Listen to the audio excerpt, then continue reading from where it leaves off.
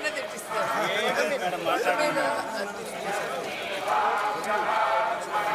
మాట్లాడండి మేడం, మాట్లాడండి, వదిలేదు.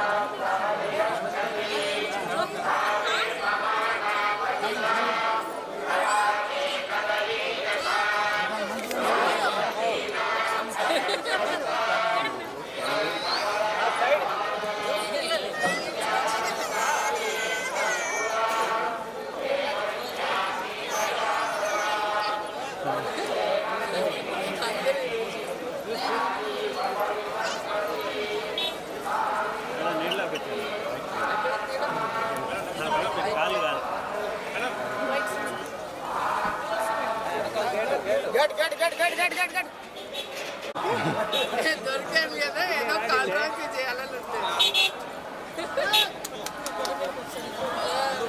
మాట్లాడుతుందా లేదా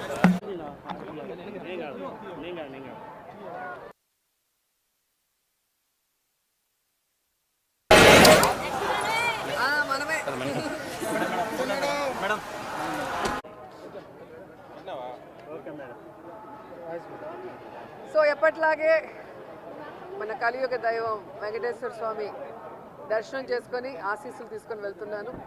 అండ్ ఈరోజు అందరూ కూడా రావటం మీరు అందరూ గమనిస్తున్నారు. అండ్ June 4th రిజల్ట్స్ వస్తున్నాయి కాబట్టి ప్రజలు మీడియా అంతా కూడా చాలా ఆతృతగా ఎదురు చూస్తుంది. ఎవరికి కావాల్సిన స్టోరీలు వాళ్ళు వండుతున్నారు అనేది మనం గమనిస్తూనే ఉన్నాం. నిన్ననే ఎగ్జిట్ పోల్స్ కూడా రావటం జరిగింది. ఎవరు ఏం ఎగ్జిట్ పోల్స్ ఇచ్చినా, ఎక్కడ ఏం డిస్కస్ చేసినా ఫైనల్గా జరిగేది సెకండ్ టైం జగనన్న సీఎం. ఎందుకంటే ఈ రాష్ట్ర ప్రజలు సంక్షేమానికి అభివృద్ధికి పట్టం కట్టడానికి రెడీగా ఉన్నారు కాబట్టే మహిళలు, ముసలి వాళ్ళు పెద్ద ఎత్తున రాత్రి 9 అయినా కూడా ఎదురు చూసి ఓటింగ్ వేసి వెళ్ళటం మనం అందరం కూడా గమనించాం. సో మనకి స్వాతంత్రం వచ్చిన తర్వాత ఇంత పెద్ద ఎత్తున సంక్షేమాన్ని, అభివృద్ధిని ప్రజల కోసం అందించిన ఏకైక ముఖ్యమంత్రి జగన్మోహన్ రెడ్డి గారు.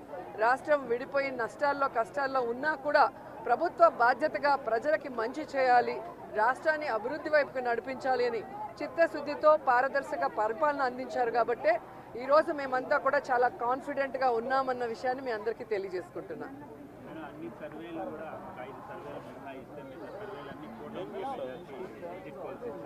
ఈరోజు కూటమి కొత్తగా పెట్టుకున్న కూటమి కాదు, ఆల్రెడీ 2014లో పెట్టుకుంది. అప్పుడైతే కొత్త కాంబినేషన్ కాబట్టి ప్రజలు ఎక్స్పెక్ట్ చేసి ఓట్లు వేశారు. కానీ 2014లో అక్కడ ఇక్కడ 2 చోట్ల కూడా కూటమి అధికారంలోకి వచ్చినా కూడా ఈ రాష్ట్రాన్ని సర్వనాశనం చేసింది. కానీ ఈ రాష్ట్రానికి ఇవ్వాల్సినది ఏమీ ఇవ్వలేదు, ఏమీ అభివృద్ధి చేయలేదు అన్నది ఈ రాష్ట్ర ప్రజలు గమనించారు. కాబట్టే ఈరోజు ఆ కూటమికి క్రేజ్ లేదు అనేది మీకు తెలుసు, మాకు తెలుసు.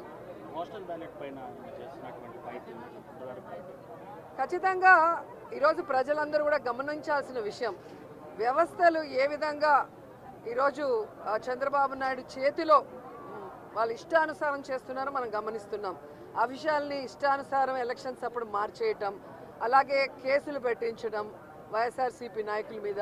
ఇప్పుడు దేశంలో ఎక్కడా లేనటువంటి విధంగా కొత్త కొత్త రూల్స్తో పోస్టల్ బ్యాలెట్ని ఏ విధంగా వాళ్ళకి అనుకూలంగా మార్చుకోవాలన్న ప్రయత్నం చేస్తున్నారో మనం గమనిస్తున్నాం.